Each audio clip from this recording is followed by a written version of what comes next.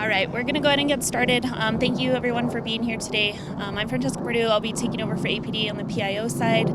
Today, we'll be talking about the new fatal crash team here and the new assignment and structure of it. You'll be hearing today from Mayor Keller, Chief Harold Medina, and Acting Commander over the Traffic Division, Benito Martinez. I will turn it over to Mayor Keller at this time. Thanks so much, and good afternoon. And just by way of context, we're out here at our traffic management center. This is also a sort of a multi-use complex for the Albuquerque Police Department and Bernalillo County, and actually also state police. So this has been, now it's maybe 3 or 4 years old, but it's been one of our large investments that we've made throughout the city to consolidate what we do, but also blend civilians, technology, and focused crime fighting. And that's what we're here to talk about today. So more specifically, with respect to traffic enforcement, we identified a couple of years ago that this was a huge challenge facing Albuquerque. And I think we're all aware, whether it's the street racing or the mufflers, or most importantly, the speeding and the pedestrian fatalities, all of which were at the wrong end of the rankings on. But a lot of the efforts that we've been doing are really bearing fruit, and they're coming to fruition. We want to highlight some specific aspects of this today. And as I've mentioned before, it was about 3 years ago when the chief and I got together and we said, we are going to understand and acknowledge where we're at as a city. Number one, that we've got our crime challenges and we have our quality of life challenges. Number two, that we have a department that is under a consent decree. Number three, that we have a department that is resource constrained, and that you can't just say, oh, I really want 100 new officers. Like, we all want that. The question is, what do we do today? And what have we been doing the last few years in that constrained environment? And one of the things that we've been doing is focusing on the combination of technology and of civilianization. We highlight civilianization, especially when it comes to what we do with the Albuquerque Community Safety Department and the over 60,000 calls they've taken that these folks did not have to take. But civilianization is also happening inside the Albuquerque Police Department. It has to do with who's working on things like the consent decree, and now that it's more civilians. But also, in this case, who's responding to fatal traffic accidents. And so we want to highlight a couple of things around this today. This investment is about shifting work that does not have to be done by sworn law enforcement to civilians who are trained, but also so that sworn law enforcement can go fight crime. That's what we want them doing. And so here's how this is played out with respect to fatal traffic accidents. Last October, we created a civilian team to begin reconstructing accidents and also putting together the investigative work to prosecute them. And so the fatal crash response team was launched after months of training and now consists of one civilian and one officer who respond to these fatal accidents. But this means it has a multiplier effect on what these officers can do on the street. And in some ways, it also means narrowing the traffic we have to block off for those of us who are trying to get around these accidents. But really, it's about having these civilian expertise. You can see some of them here on each side of me today. And they basically have turned a fatal traffic accident scene. Now it's processed, instead of 4 to 5 hours, it is now processed in 1 to 2. And also it means they're doing it instead of officers who can then go out and take proactive calls. And so that's why, if we look at the units that usually respond to this, which is typically DWI and our traffic units, they're able to do more proactive policing. So what you see is 22 street racing operations and 4 traffic enforcement TAC plans that have resulted in 752 citations, 4 DWI arrests, and 3 felony arrests. This is in large part due to civilians taking that workload off their shoulders. Now, of course, we also know there's the technology aspect behind this. We've shared that we've had, I think it's 175,000 or so automated traffic enforcement actions and citations that have been issued, with an increasing now payment rate or enforcement rate now being as high as 60%. And that is no doubt correlated to the fact that we will boot your car if you have more than a couple of those. So you see how this is coming together to make our city more safe. And from the traffic unit, we see them doing enforcement too. So there's the cameras, but there's also the unit that has been doing 80,000 traffic citations, more than we have on record ever in the city of Albuquerque. And I think as a result, you certainly see us starting, there's a long way to go, to slow down, to care more about the safety on our roads. And so APD is not going to stop when it comes to traffic enforcement. So with more on this, I'll hand it over to our Chief of Police, Harold Medina. Chief. Thank you, Mayor. Thank you, everybody, for being here today. As Mayor stated, a little over 3 years ago when I took over as Chief of Police, we sat down and we discussed how we were going to make changes to the Albuquerque Police Department. And one of the particular units we spoke about was traffic. As Deputy Chief of Field Services, I was quite frustrated that we had a traffic unit that worked Monday through Friday, basically 8 to 4. And we knew we had to make changes. That year, APD issued about 25,000 traffic citations. This year, we're on pace to issue 80,000 traffic citations. And we've seen a big increase in the way we handle traffic. I'm happy to say that we transferred a few resources in there, but we still knew we had resource constraints. We added an automated traffic program, like Mayor stated, 170,000 tickets this year. And we also added the days that our traffic unit and the hours that they worked.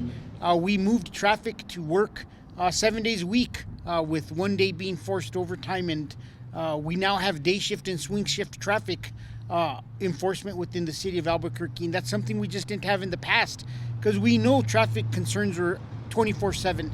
As an area commander, I can say when I was the Southwest area commander, the number one complaint from the community was traffic. But we also looked how we were going to do more with less, and we knew that we had resource constraints for sworn officers. So we started to look how we were going to find areas where civilians could assist us. And we renamed civilian employees professional staff at APD, and we embraced this professional staff to assist us. We know the success we've had with DIT and homicide investigations, use of force investigations, and we've now expanded it over to the traffic section. And like Mayor stated, it's cut the time in half that it takes us to process a scene, and we now have experts who are going to focus on this. But more importantly, they're going to help us bring resources back to sworn resources back to enforcing crime.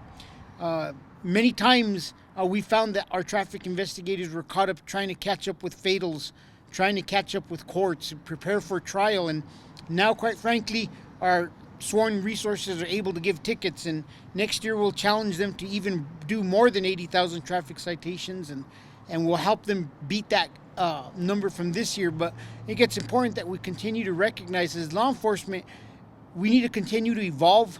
We need to see what's working. We need to make sure that we're being innovative and we're making changes where we could. And this is one of the biggest changes we've made was the embracing of professional staff in several areas of the police department. If it wasn't for Mayor Lawrence Real as our CAO and others, it wouldn't be possible because a lot of times we do have to find funding for these individuals. Thank Council for helping us fund all these programs where we're growing. So it's great news for us as a city to continue to bring in technology, to bring in new resourceful ways to get work done and not just rely on our sworn officers.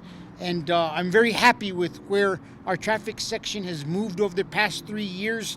And with that, we'll turn it over to Acting Commander Martinez. Hello everybody, Acting Commander Benito Martinez, the Traffic Division. I'll give you a little background on the whole fatal team in itself. A little over a year ago, we started putting it together with the professional staff and also sworn officers. Right now, we're staffed with 3 sworn officers. We have 4 civilian staff who are professional reconstructionists, drone pilots. They have a lot of extensive external training to make them the professional in this field. The highlight of this whole program is so we can have the officers and the professional staff investigate these without having to be pulled away to go do other tasks. One case in general that comes to mind is during Bloom Fiesta. It's a big to-do for the traffic division. We had a fatal the first weekend of the Bloom Fiesta, where they were able to go continue that investigation, and within the first week they were able to identify the offender of a hit and run, locate him, and ultimately get him arrested with the help of the marshals. So that case didn't have to be taken away from other extracurricular activities as a balloon fiesta. They were able to complete that whole investigation within a week. In 2 weeks, they had somebody in custody. in arresting them. Another big thing that we're having help with in this unit is with our victims advocate unit. These are vehicular homicides, so we have to treat everybody as if they're a victim of a homicide. So with that, we have our victims advocate center who reaches out to us. They get in touch with the families. They help them not only with if there's some type of counseling or something they need of that nature. They can also get help with funding. Not everybody always lives here in Albuquerque, but to get that family member from out of town into town to help deal with things, they can help get them into town, help go through the process with them of the actual death of their loved one and individuals. As far as TAC plans and stuff we have coming up, we do monthly TAC plans throughout the city. So during Halloween, we'll probably have a little bit more activities within the neighborhoods themselves as opposed to the major city streets, so we can help protect the children within the community. Thank you. All right, we'll take questions at this time.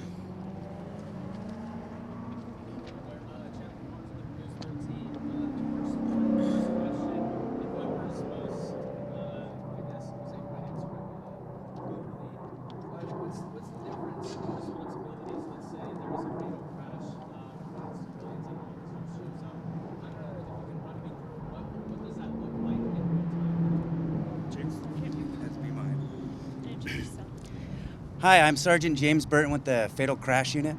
So great question, just kind of going through, he asked, what do we do, kind of like a rundown of an investigation. So our unit specializes by pairing an officer or a sworn detective with the civilian reconstructionist. And what's been able to speed us through is we come through, we do a minimum brief with the officers on scene to kind of get an idea of what's going on. And then my two units, they split to take their responsibility. So my reconstructionists, they're using technology such as drones, cameras, all these different things where they can actually plot the mathematical data on a scene to be able to figure out speeds, vectors, all these things that we need to be able to prove exactly what happened. Meanwhile, my detective is out there doing his interviews, talking to the witnesses on scene, talking to victims family to ensure that the proper information that they have is gathered. And then that way we're able to clear the scene and take those two bits of information together to then create the overall picture of exactly what happened on scene. So it speeds us through a lot because I have both sides doing their part to make one big case. I want to add the fun fact I was supposed to add. So I did have to honor what they do by saying what I forgot to say, which is that not only is this faster and it's faster and it's higher quality. So the difference, which we've measured, it used to take 1 to 2 months for us to actually put together the investigation. Now it takes 1 to 2 weeks because of what the sergeant said. Are there any other questions? Yeah, go ahead.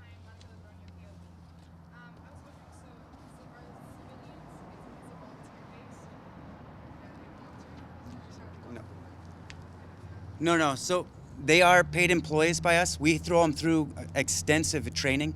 So we're putting them through all kinds of nationwide certifications that would do. So to put it in perspective, kind of like your investigators that go for an insurance company, they go through very similar stuff, how to map out scenes, how to document it, how to look at scene data to be able to determine, like, again, and I apologize, I'm using this, what's nice about our type of investigations is it's math-based. There's actual physical data that we can use to do mathematical equations to know exactly what that vehicle was doing on scene. So they go through extensive training to do that, and as that, they're our actual members of the department that we train and raise up to be to that level. Okay, any other questions? Okay, go ahead.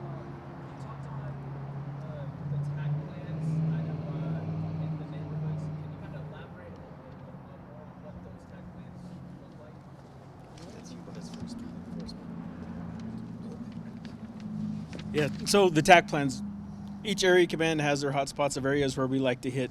So whenever we have a specific TAC plan in this area, let's say it's going to be for trick-or-treating, right? We're going to want to be in the highly populated, the dense communities where there's going to be a lot of foot traffic, and we'll just have a very large presence of officers and marked units, or even motorcycles for that fact, out there patrolling the neighborhoods.